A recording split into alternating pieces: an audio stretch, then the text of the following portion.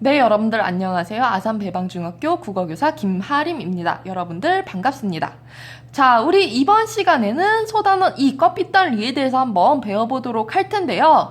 자, 그럼 학습 목표 다시 한번 읽고 한번 시작해보도록 하겠습니다. 작품이 창작된 사회 문화적 배경을 바탕으로 해서 작품을 이해할 수 있다. 그리고 과거의 삶이 반영된 작품을 오늘날의 삶에 비추어 감상할 수 있다. 네, 잘 읽어주었어요. 자, 그러면은 우리가 이번 시간에 우리가 중요한 핵심 포인트, 이 껍빛단 리의 핵심 포인트 5가지를 한번 보도록 하겠습니다. 자, 우리 지금 교과서 27쪽이에요. 27쪽 상단에 이렇게 필기를 해주면 좋겠습니다. 자, 전부 선생님이 읽어줄 텐데 읽다가 여러분들 필기할 시간 부족하면은 항상 일시정지 누르고 필기하고 다시 진행하고 이런 식으로 진행을 해주세요. 1번, 작품이 드러난 사회문화적 배경을 이해할 수 있다. 그리고 2번은 인물의 상황, 그리고 인물의 심리, 인물의 시대의 변화에 따른 대응 방식, 인물의 성격을 알 수 있다. 네, 세 번째, 구성. 자, 구성이 무슨 구성이냐면은 역순행적 구성이에요. 이 역순행적 구성이 뭔지, 자, 그리고 이 역순행적 구성이 어떻게 드러나고 있는지 이 부분에 주목하면서 읽어주시면 되겠습니다. 그리고 네 번째는 우리 소재의 의미에 대해서 한번 알아보도록 하겠습니다. 그리고 마지막 5번째, 시점의 특이성. 자, 이 소설은 전지적 작가 시점인데요. 조금 특이한 시점을 갖추고 있어요. 자, 그래서 이 시점의 특이성에 대해서 한번 배워보는 시간 갖도록 하겠습니다. 자, 그럼 우리 지금까지 이야기 한번 읽어보도록 하겠습니다. 이인국은 일제강점기에 제국대학을 졸업한 뒤 수술 실력이 뛰어난 의사로서 이름을 날렸다. 수술 실력이 굉장히 뛰어난 외과 의사래요. 이 이응국이 아마도 주인공이겠죠. 그리고 배경이 언제다? 일제강점기. 이때 제국대학을 졸업했대요. 자, 근데 8.15 광복 이후 혼란에 소용돌이 휩쓸리지만 뛰어난 처세술로 난국을 헤쳐나왔다. 그리고 일사후퇴 때 청진기가 든 손가방 하나를 들고 남으로 내려왔어요. 자, 일사후퇴 때면 언제예요, 여러분들? 네, 6.25 전쟁이죠? 네, 6.25 전쟁 도중에 이북 지역에서 우리 남한으로 내려와서 이렇게 서울에 지금 병원을 차린 이인국의 삶을 알 수 있습니다. 그 사이 소련으로 유학 간 아들은 생사를 모르게 되었다. 소련으로 유학 간 아들과 이별을, 이산가족이네요. 그리고 아내는 거제도 수용소에서 죽었다. 아내가 죽었대요. 이 수용소에서, 포로 수용소에서. 전쟁이 끝난 뒤에 딸은 미국으로 유학 가서 영문학을 공부한다. 자, 이인국은 현재 종합병원의 원장으로 있으며 굉장히 부유하게, 종합병원 원장이면 굉장히 부유한 거죠. 부유하게 살고 있구나라는 것을 알 수 있을 것 같습니다. 재혼한 해숙과 그 사이 태어난 돌진한 아들과 함께 살고 있다. 그는 미국인과 결혼하겠다는 딸 때문에 미국인과 결혼하겠대요. 유학 간 딸이. 자, 여러분들 이때 당시에 6.25 전쟁 끝난 직후 이 정도의 시기인데, 자, 여러분들 지금은 미국인이랑 결혼하면 그런가 보다 이렇게 받아들이지만 예전에는 미국인과 결혼한다 하면은 어땠냐 하면은 뭐 이런 미친년이 하면서 싸대기 맞을 정도의 뭔가 큰 일이었어요. 근데 미국인과 결혼하겠다는 딸 때문에 많이 속이 상했을 것 같아요. 자, 그래서 미국에 가려고 미국 대사관의 브라운을 만날 준비를 하다가 과거를 회상한다라고 했는데, 자, 그래서 과거로 어디로 갔냐면 1945년 8월 하순. 자, 1945년 8월 하순이면 언제예요? 해방 직후죠. 8월 15일 광복이 된 직후의 시점이겠네요. 자, 그러면은 우리가 지금 현재 시점이 언제예요? 자, 현재 시점은 언제냐 하면은 지금 6.25 전쟁 이후 남한의 어떤 시점인 거죠. 이 시점에서 과거를 지금 회상을 하고 있는 거예요. 자, 시간의 흐름에 따라서 소설을 이렇게 쭉 과거, 현재, 미래 이렇게 쭉 진행을 하는 게 아니라 이렇게 쭉 진행을 하다가 현재에서 과거로 되돌아갔네요. 자, 이걸 무슨 구성이라고 하냐 하면은 굉장히 중요합니다. 우리 오늘의 키포인트에서 3번 구성, 역순행적 구성 있었죠? 자, 그래서 중요한 키포인트 역순행적 구성 요렇게 정리하고, 자, 순행이 뭐예요? 올바르게 간다. 과거에서 현재 미래로 간다. 근데 순행이 아니라 이거 뭐예요? 되돌아 빠꾸한다는 뜻이죠. 그래서 역순행적 빠꾸한다. 그래서 현재에서 과거로 이런 식으로 시간의 흐름이 뒤죽박죽으로 빠꾸를 할 때 이때 역순행적 구성 이렇게 합니다. 자, 그래서 우리 지금 핵심 포인트를 우리 핵심 톡톡을 통해서 한번 정리해 보도록 하겠습니다. 핵심 톡톡 31쪽 한번 펴주세요. 전부 다 펼쳤나요? 중간 부분에 3번의 구성의 특징, 역순행적 구성 이렇게 되어 있네요. 자, 현재 1950년대 현재 시점은 언제냐면은 6.25 전쟁 후 남한에서 미국이 득세했을 때 딱 이때 시점이에요. 자, 1950년대 60년대에서 이 미국 대사관에 브라운을 만나러 가면서 언제를 회상해요? 과거를 회상을 해요. 현재에서. 자, 과거는 근데 굉장히 이 소설은 좀 시점이 되게 더러워요. 이게 무슨 뜻이냐면은 이게 쭉 그냥 현재에서 막 일제강점기로 갔다가 다시 현재로 왔다가 다시 소련군 주둔 시기로 왔다가 다시 현재로 갔다가 뭐 다시 일제강점기로 갔다가 뭐 이런 식으로 계속 왔다 갔다 해요. 그래서 여러분들 굉장히 소설 읽기가 난해할 거예요. 자, 그래서 이 소설을 읽을 때는 이렇게 일제강점기, 과거, 그리고 소련군 주둔 시기, 소련군이 들어오던 시기, 이런 시기별로 이렇게 되어 있기 때문에 이것을 회상하는 구성이 일단은 역순행적 구성, 시간의 흐름을 거꾸로 가는 거죠. 자, 그래서 유의점 어떻게 읽어야 된다? 현재에서 과거로 시점이 계속 진짜 너무 더럽게 막 이렇게 날뛰어요. 그러니까 소설을 읽을 때 조금 난해한 느낌이 들어요. 자, 그래서 각 부분이 어떤 시점인지 반드시 펜으로 동그라미 치면서 읽으세요. 자, 그래서 이런 문제가 많이 나올 거예요. 자, 이 지문 주고서는 자, 이 부분, A 부분, B 부분, C 부분, E 부분, D 부분, E 부분. 자, 이 A, B, C, D, E를 순서대로 나열하시오 하면은 은근히 어려울 거예요, 여러분들.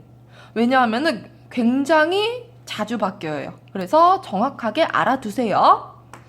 자, 그럼 이제 한번 다시 소설로 와서 이제 27쪽으로 와서 한번 읽어보도록 하겠습니다. 자, 1945년 8월 하순.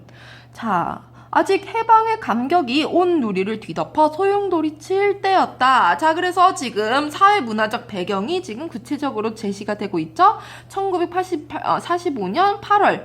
해방의 감격이 있는 해방 직후라는 시점을 알 수 있을 것 같습니다. 자, 그래서 이때 당시의 사회 문화상 어떤 것을 알 수 있을까요? 아, 우리 민족이 해방이 된 직후에 해방의 감격에 휩싸여 있었구나. 이렇게 알 수 있겠죠. 자, 말복도 지난 날씨였만. 말복이 뭔지 알죠? 초복, 주복, 말복. 이거 멍멍이탕이나 삼계탕 먹는 날.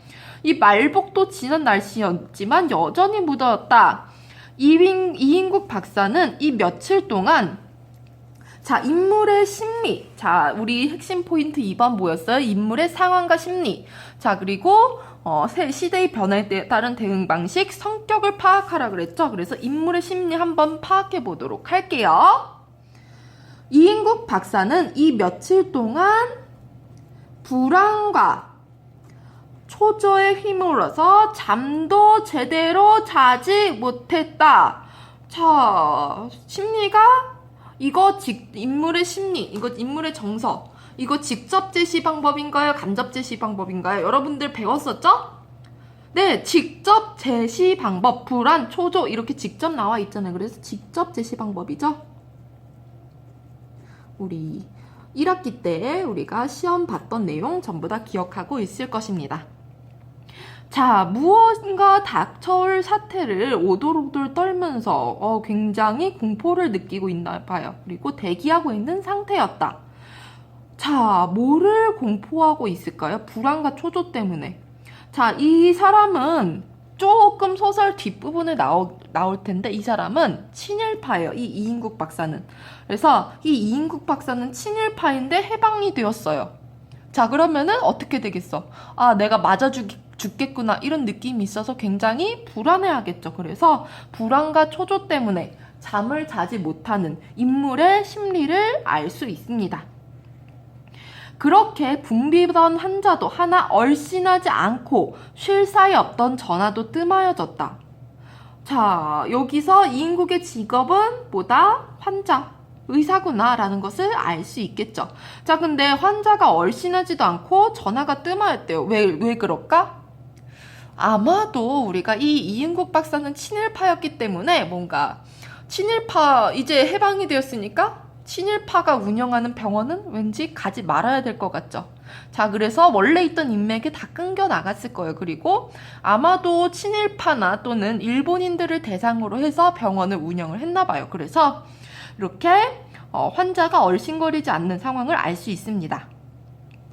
이번 실은 최후의 복막염 환자였던 도청의 일본인 과장이 끌려간 후 텅 비었다.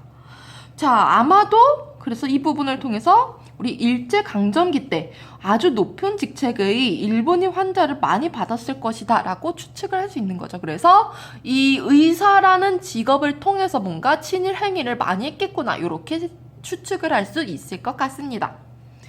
자, 다음 단락 한번 보도록 하겠습니다. 조수와 약재사는 궁금증이 나서 고향에 다녀오겠다고 떠나갔고 서울 태생인 간호원 해수기만이 남아 빈집 같은 병원을 지키고 있었다. 자, 그래서 이인국의 상황이 나타나고 있네요. 자, 그럼 이제 다음 장 한번 보도록 하겠습니다. 2층 보이나요? 네. 2층 10조 다다미방에 훈도시와 유카타 바람에. 자, 이때 당시에 지금 한국인인데 굉장히 일본인스러운 일본인의 문화를 가지고서는 살고 있구나 이렇게 알 수 있겠네요. 뒹굴고 있던 이인국 박사는 견디다 못해서 부채를 내던지고 일어났다. 짜증이 난 거죠.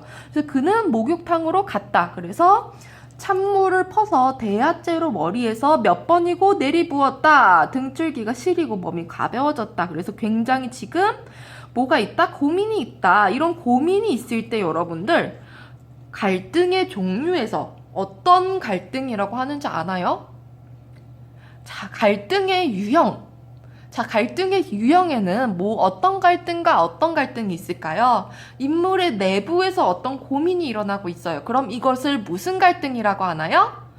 네, 맞습니다. 내적 갈등. 자, 인물의 심리, 마음 안에서 뭔가 나는 이걸 먹을까 저걸 먹을까. 자, 우리가 맨날 하는 고민 있죠. 우리가 오늘은 치킨을 먹을까 피자를 먹을까 탕수육을 먹을까. 자, 인물의 우리 내부에서 뭔가 두 가지 의지가 치킨파와 피자파가 막 싸워요. 이게 뭐예요? 내적 갈등. 자, 근데 외적 갈등은 뭐예요? 인물의 외부에서 예를 들어서 개인과 개인이 싸워요. 또는 개인과 사회가 싸워요. 이런 것들이 외적 갈등이다. 자, 그럼 이건 무슨 갈등일까요? 인물의 내적인가요? 외적인가요? 내적이. 자, 이걸 무슨 갈등이라고 하죠? 네, 그렇죠. 내적 갈등. 내적 갈등. 자, 이인국의 내부에서 지금 굉장히 많은 고민이 있습니다. 그래서 내적 갈등입니다. 자, 그는 창문으로 기우시 한길가를 내려다보았다. 우글거리는 군중들은 아직도 소음 속으로 밀려가고 있다. 굳게 닫혀있는 은행 철문에 붙은 벽보가 한 길을 건너 하얀 윤곽만이 두드러져 보인다. 아니 그곳에 씌어있는 구절. 자, 뭐예요? 친일파 민족 반역자를 타도하자.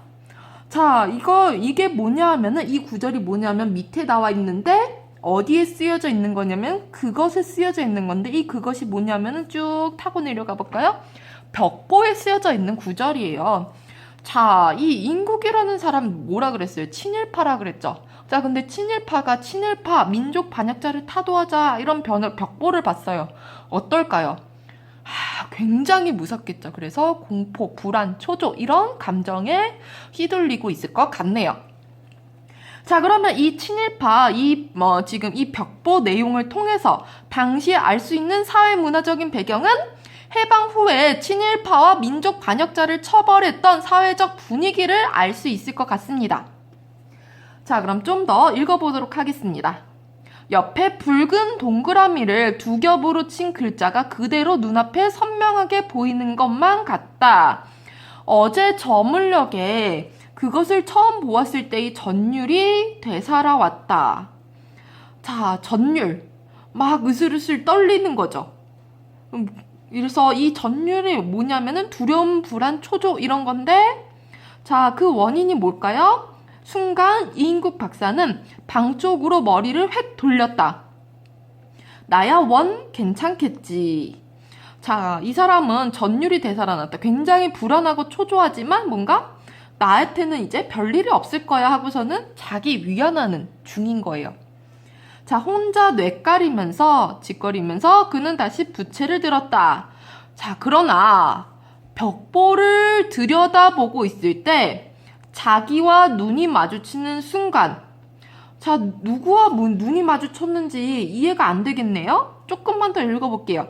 일그러지는 얼굴의 경멸인지 통쾌인지 모를 웃음을 비죽거리면서 아래 위로 훑어보던 그 춘석이 녀석의 모습이 자꾸 머릿속을 엄습하여서, 자, 누구랑 눈이 마주쳤었어요? 춘석이 녀석. 자, 그럼 뒤에서 나올 얘기인데 여러분들의 이해를 돕기 위해서 미리 설명을 한번 해줄게요. 자, 지금 현재 친일파 민족 반역자를 타도하자라는 벽보를 다시 봤어요. 그랬더니 굉장히 두렵고 굉장히 불안하고 초조했어요. 자, 그래서 왜 두렵고 불안하고 초조했냐 하면은, 자, 우리가 지금 며칠 전에 누굴 봤어요? 춘석이를 봤어요. 이 춘석이와 벽보 앞에서 마주쳤었는데, 이 벽보 앞에서 이 친일파 민족 반역자를 타도하자라는 벽보 앞에서 마주쳤을 때 이 춘석이라는 녀석이 뭔가 비웃었어. 경멸하고 통쾌한 웃음을 비웃었어. 그러니까 굉장히 불안한 거예요. 자, 이 춘석이가 누구냐 하면은 우리가 조금 이따가 나오겠지만 곧 나올 텐데, 우리 일제강점기 때 이 사람은 친일파 의사였죠. 자, 근데 이 춘석이는 사상범, 그래서 구체적으로는 뭔가 사회주의 운동을 하면서 일제에 뭔가 좀 일제에게 안 좋은 일을 하던 우리 당시의 사회주의 사상의 운동가였어요. 이 춘석이가 거의 반초주검이 돼서 이인국 박사한테 왔는데, 이인국 박사가 거부했어. 왜냐면은 친일파니까 나는.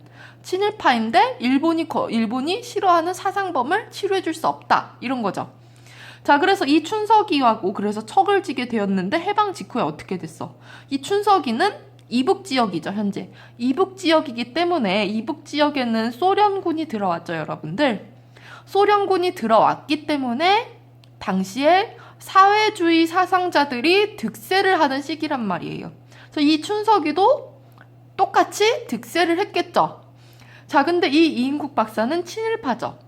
당시 이북 지역에서는 친일파 처단이, 지금 우리 남한에서는 친일파 처단이 안 이루어졌지만 북한에서는 친일파 처단이 굉장히 잘 이루어졌어요. 그래서 이인국 박사는 거의 죽기 직전이란 말이에요. 그래서 이렇게 해방 직후에 다시 이 춘석이를 벽보 앞에서 만나서 이 춘석이가 비웃었던, 그래서 이 이인국 박사는 이 비웃음을 보고서는 굉장히 불안해하겠죠.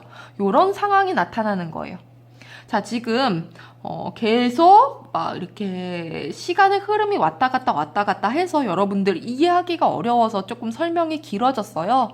자, 그래서 두 번, 세 번, 네 번 반복해서 읽으면서 시간의 흐름을 여러분들이 스스로 머릿속에서 이게 나중에 일어난 일이고 이게 먼저 일어난 일이지 이렇게 재구성하면서 읽으셔야 돼요. 자, 조금 더 읽어보겠습니다. 어두운 밤에 거미줄을 뒤집어 쓴 것처럼 꺼림텁텁하기만 했다 해서 이 춘석이 녀석과 만나서 굉장히 밤에도 잠을 자지 못하는 불안한 심리를 알 수 있습니다. 그깟놈하고 머리에서 씻어버리려고 해도 거머리처럼 자꾸만 감아붙는 것만 같았다 라고 하면서 자, 전개 1부분에서 뭐라고 해요? 벌써 6개월 전의 일이었다 라고 했어요. 자, 6개월 전이면은 지금 현재 해방 직후 1945년 8월인데 그때보다 6개월 전이면 언제예요? 자, 1940년대 1월 6개월이니까 한 3월쯤 되겠네요. 자, 그러면은 일제강점기 거의 말기죠. 자, 그래서 자, 과거로 또 빠꾸했네요. 이거 무슨 구조? 역순행적 구조. 이렇게 적어 놓으셔야 됩니다. 6개월 전에 일제강점기 말기의 일입니다. 자, 그래서 춘석이하고 어떤 인연으로 만났는지 지금 6개월 전에 춘석이와 만났던 일을 회상하는 거예요. 자, 그래서 보면은 그러면은 이 벽보는 무슨 기능이냐? 소재의 기능이 굉장히 중요한데요. 이 소설에서는 이 벽보는 뭐냐면 이 벽보를 보면서 춘석이와 만났었던 며칠 전의 일, 그리고 춘석이와 과거에 있었던 일을 지금 6개월 전의 일이다 하면서 회상을 하기 시작을 했죠. 이 벽보를 보면서. 자, 그래서 이 벽보는 뭐냐? 과거 회상의 매개체. 이 벽보를 통해서 이 인물이 과거를 회상을 한다. 이런 뜻이에요. 자, 핵심 톡톡 31쪽 보도록 하겠습니다. 보면은 과거 회상의 매개체, 벽보. 친일파 민족 반역자를 타가오자 이렇게 되어 있는데 벽보를 보면서 뭐를 떠올려요? 해방 직후의 시점에서 해방 전 일제강점기로 과거로 더 과거로 현재보다 과거에 있었는데 더 과거로 돌아가면서 과거를 이 춘석이를 처음 봤던 과거를 회상을 하는 이런 기능을 가지고 있습니다. 자, 우리 지금 서다평이 나올지 안 나올지 모르겠지만 과거 해상의 매개체가 벽보다 만약에 나온다면은 외워둬야겠죠? 한번 좀 더 읽어보도록 하겠습니다. 형무소에서 병보석으로 가출옥되었다는 중환자가 엎혀서 왔다. 횡댕그렁한 눈에 앙상하게 뼈만 남았다. 야, 살이 굉장히 다 없어졌다. 강제 다이어트 된 거죠, 이제? 몸을 제대로 가누지 못한다. 굉장히 위중한 상태라는 것을 알 수 있다. 자, 그래서 이거는 자, 묘사예요. 인물의 외양을 묘사해서 굉장히 위중한 상태구나라는 것을 알 수 있겠죠. 자, 그럼 조금 더 읽어보면은 환자 그는 간호원의 부축으로 겨우 진찰을 받았다. 청정기의 상하 꼭지를 환자의 가슴에서 등으로 옮겨 두 줄기의 고무줄에서 감득되는 숨소리를 감별하면서도 자, 이제 숨소리 감별하면서 이 진단을 하면서 병명을 진단하면서 또 다른 진단을 해요. 이 인국 박사는 머릿속은 최후 판정의 분기점을 방황하고 있었다. 자, 이 최후 판정의 분기점이 뭐냐? 밑에 바로 나와 있어요. 자, 입원시킬 것인가 거절할 것인가 두 개를 가지고 고민을 하는 거죠. 이게 최후 판정의 분기점의 내용입니다. 얘들아, 되게 잔인하지 않니, 얘들아? 보세요. 지금 아까 전에 뭐라 그랬어? 아까 전에 굉장히 뼈만 남아서 몸을 제대로 가누지 못하는. 자, 이 정도 되면 의사로서 내가 조금 잘 보살펴야겠다 이런 소명 의식도 있어야 되는데 그런 것도 없어요. 굉장히 내가 이 새끼를 입원시킬지 거절할지 요거만 고민을 하는 거예요. 그래서 굉장히 이기적인 성격을 알 수 있을 것 같습니다. 자, 근데 여기에서 여러분들 시점에 굉장히 특이한 특성이 나오는데요. 자, 일단 이 부분은 뭐냐 하면은 내적 독백이에요. 이 내적 독백이 뭐냐 하면은 이인국의 인물의 내면 심리를 지금 직접적으로 서술자의 입을 통해서가 아니라 이인국의 입을 통해서 직접적으로 다이렉트로 제시를 하고 있죠. 자, 이 소설의 시점은 뭐였죠? 시점. 전지적 작가 시점이에요.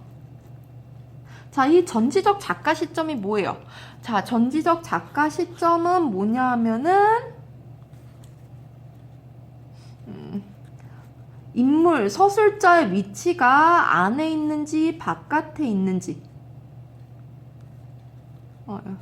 그리고 자, 인물의 태도가 이 서술자의 태도가 인물의 내면 심리까지 비추고 있는지 외면만 관찰하는지 이거에 따라서 네 가지로 나뉘어요. 자, 그래서 서술자의 위치가 소설의 안에 있으면서 인물의 내면 심리까지 얘기합니다. 무슨 시점? 1인칭 주인공 시점. 다 나와야 되죠, 여러분들. 자, 요 개념을 지금 아직까지 모른다 하면은 굉장히 심각한 거예요. 그래서 여러분들 조금 경각심을 갖고, 자, 우리가 시험이 끝나고 나서 고등학교에 입학하기 전까지 여러분들이 이 문학의 기초 이론에 대해서 한번 되짚는 강의를 조금 더 듣고 진학을 해야 됩니다. 자, 근데 인물의 위치가 서술자의 위치가 안에 있는데 인물의 태도가 그냥 외면에 있는 행동만 관찰해요. 그럼 무슨 시점? 1인칭 관찰자 시점. 자, 근데 지금 인물의 위치가 소설의 바깥에 있어요.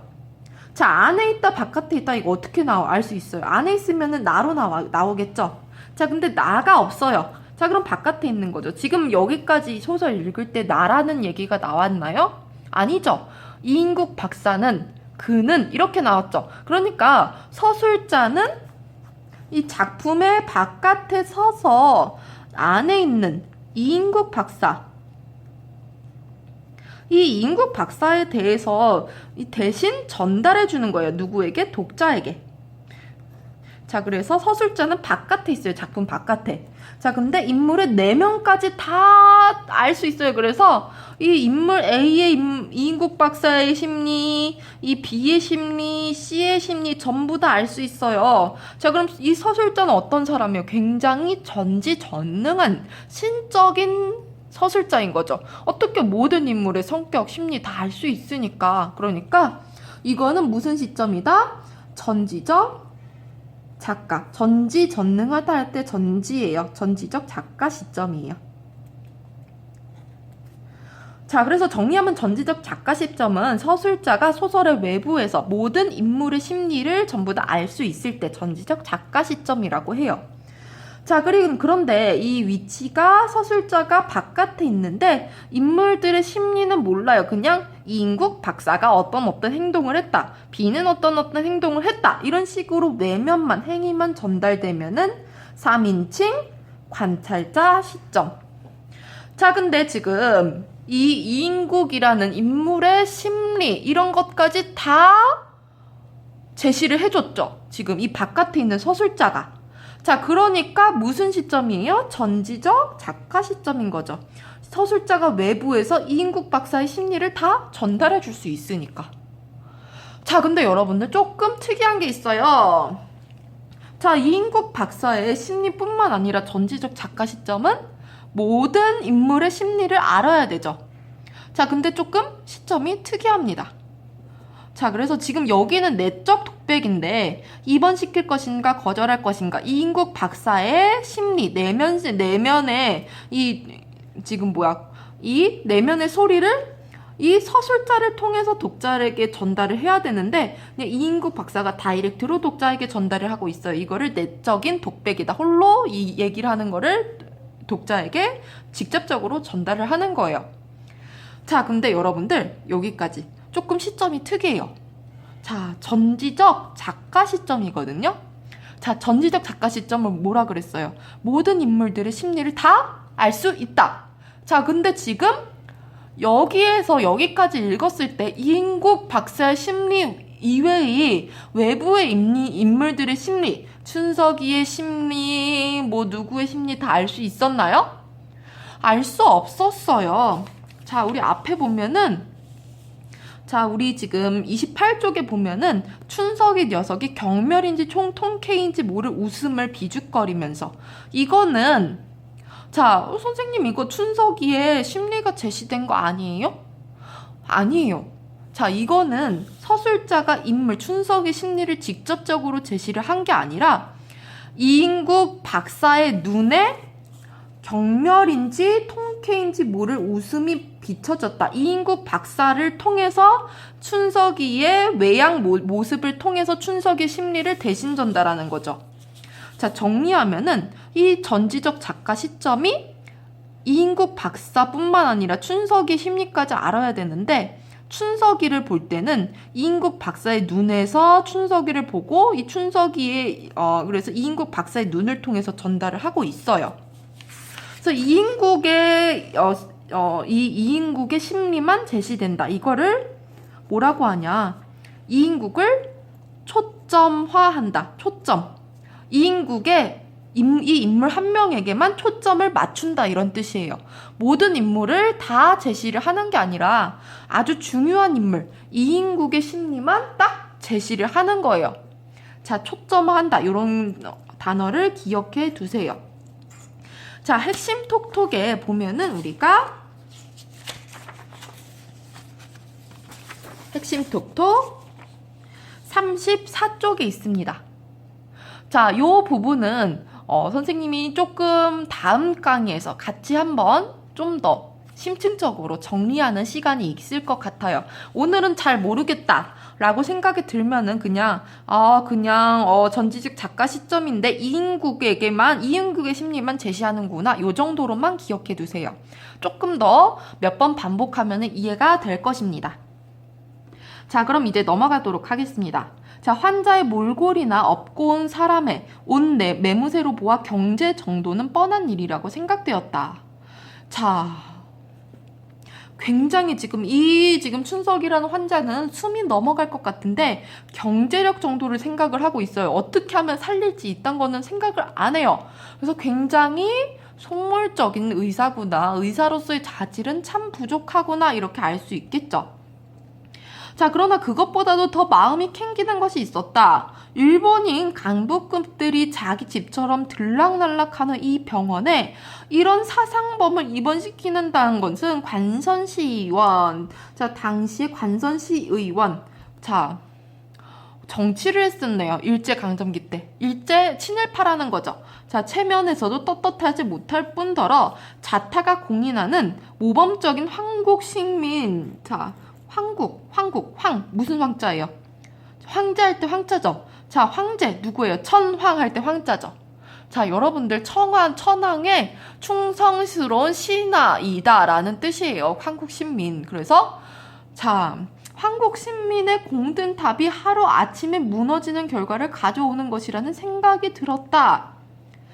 자, 그래서 지금 이인국의 심리를 제시를 하고 있는데, 자, 이인국은 거절을 할 텐데, 이 사상범 중환자를 거절을 하는데, 이것을 통해서 알 수 있는 이 인물의 성격. 이기적이고 굉장히 기회주의적이다. 환자의 위중함과는 굉장히 상관없이 환자의 경제력, 이익, 이런 것만 생각을 해서 손익계산 후에 환자를 가려받는 사람이구나, 이런 것들을 알 수 있겠네요. 자, 그래서 지금 여기 조금만 더 보도록 할게요. 조금 시간이 30분에서 좀 오버가 되었는데, 자, 여기 지금 29쪽까지만 하도록 하겠습니다. 자, 좀만 더 보겠습니다. 자타가 공인하는 모범적인 황국신민의 공든탑, 여기 다시 보면은 요 부분에서 선생님이 이렇게 지금 꺽쇠 표시를 하고 밑줄을 쳤는데, 자, 서술자가 독자에게 이 이인국 박사를 전달을 하죠. 이 전달할 때 이인국 박사를 이 서술자가, 바깥에 있는 서술자가 긍정적으로 보고 있을까요? 부정적으로 보고 있을까요?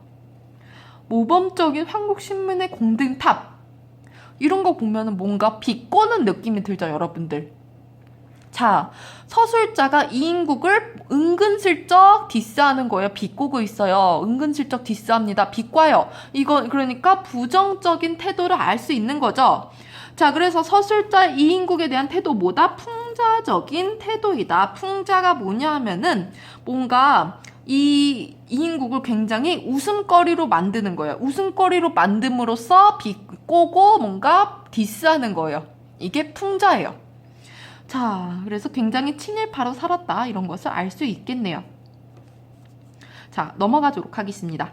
자, 순간 그는 이런 경우 가부 결정에 일도 양단하는 자기식으로 찰나인 단안을 내렸다. 그는 응급치료만 하여주고 입원실이 없다는 가장 떳떳하고도 정당한 구실로, 자, 떳떳하고도 정당한 구실. 이것도 마찬가지로, 자, 여기도 지금 자타가 공인하는 모범적인 황국 신민. 이것도 뭐냐 하면은 반어적인 거예요. 반어적인데 여기도 반어적인 표현인 거예요. 가장 떳떳하고도 정당한 구실. 자, 사실은 떳떳하지 않은 구실인 거죠, 여러분들. 자, 이게 입원실이 없다. 떳떳하지 않은 거죠. 중환자실 다 죽어갔는데 입원실이 없다. 말이 돼요? 아니죠. 자, 근데 가장 떳떳한 구실이라고 했어요. 자, 그러니까 아예 표면적 의미와 실제 의미가 반대가 돼요. 그래서 이게 뭐예요? 반어법이에요. 반어적인 표현법이에요. 그래서 이것을 통해서 서술자의 아까 위에서도 나왔었죠? 비판적이고 풍자적인, 웃음을 통해서 디스하는 풍자적인 태도를 알 수 있습니다. 환자를 돌려보냈어요. 그리고 나서 환자의 집이 병원에서 멀지 않은 건너편 골목 안에 있다는 것은 그 후에 간호원에게서 들었다. 그러나 그쯤은 예사로운 일이었기에 그는 그대로 아무렇지 않게 흘려버렸다. 그런데 며칠 전 시민대회의 끝에 있은 해방경축 시가 행진을 자기도 흥분에 차 구경하느니라고 헬스기와 함께 대문 앞에 나갔다가 자위대 완장을 두르고 대열에 끼인 젊은이와 눈이 마주쳤다. 이 젊은이 누구겠어요? 춘석이겠죠? 자, 근데 시점이 지금 언제로 이동했어요? 지금 여기까지는, 이 19번째 줄까지는 언제였어? 일제강점기 말기 1945년 한 3월쯤 이쯤이었는데 이제 6개월 후로 돌아가서 며칠 전으로 옮겨갔어요. 그러니까 이제 광복 직후의 시점으로 또 옮겨갔다. 시점 계속 왔다 갔다 하죠? 자, 그래서 당시 이 부분을 통해서 알 수 있는 사회문화상은 해방 직후 신임이 기쁨이 많았고, 그리고 당시에 우리 민족 스스로가 지키기 위한, 이 백성들 스스로가 지키기 위한, 자기 자신을 지키기 위한 자위대가 있었구나, 이런 것들을 알 수 있겠네요. 자, 젊은이가 이쪽을 노려봐요, 청년이. 그래서 불똥을 튀는 것 같은 살기가 있어요. 그래서 누군지 이 젊은이가 기억이 안 났던 거예요, 순간적으로. 그래서 이 누구지? 싶었는데 왜 저 새끼가 왜 날 째려보지? 했는데 무슨 영문인지 모르고 어리벙벙하던 이유국 박사는 그것이 언젠가 입원을 거절당한 사상법 환자 춘석이다라는 것을 해수기에게 듣고야 슬금슬금 주위의 눈치를 살피며 집으로 기어들어왔다. 그 후 그는 될 수 있는 대로 뜨끔했겠죠. 사상범 환자, 사회주의 사상의 이렇게 사상범 환자인데 자기가 친일파라는 것을 알고 있잖아. 이 사람은, 이 사상범 환자는. 그러니까 이제 해방 직후에 친일파를 처단하는 분위기인데 사상범이 나를 봤어요. 그래서 굉장히 불안한 거죠. 될 수 있는 대로 거리를 나가는 걸 피했지만 공교롭게도 벽벽 앞에서 마주쳤어요. 그래서 자, 굉장히 불안한 심리를 알 수 있습니다. 그래서 주된 갈등은, 여기에서 주된 갈등은 개인과 개인의 갈등, 춘석이와 이인국의 갈등이죠. 그래서 이런 것들을 알 수 있을 것 같습니다. 자, 여기까지 해서 29쪽까지 여러분들 나갔고요. 우리가 중간에 끊을 수 없어서 오늘은 조금 길어졌네요. 여러분들 죄송합니다. 자, 우리 다음 시간에는 30분 전후를 넘지 않도록 유의하도록 할게요. 자, 우리 조금 듣다가 좀 힘들면 이제 좀 일시 정지하고 나중에 다시 듣고 이렇게 해도 되니까 여러분들 적절하게 조절하면서 들어주세요. 자, 지금까지 아산배방중학교 국어교사 김하림이었습니다. 자, 다음 시간에 30쪽부터 한번 같이 보도록 하겠습니다.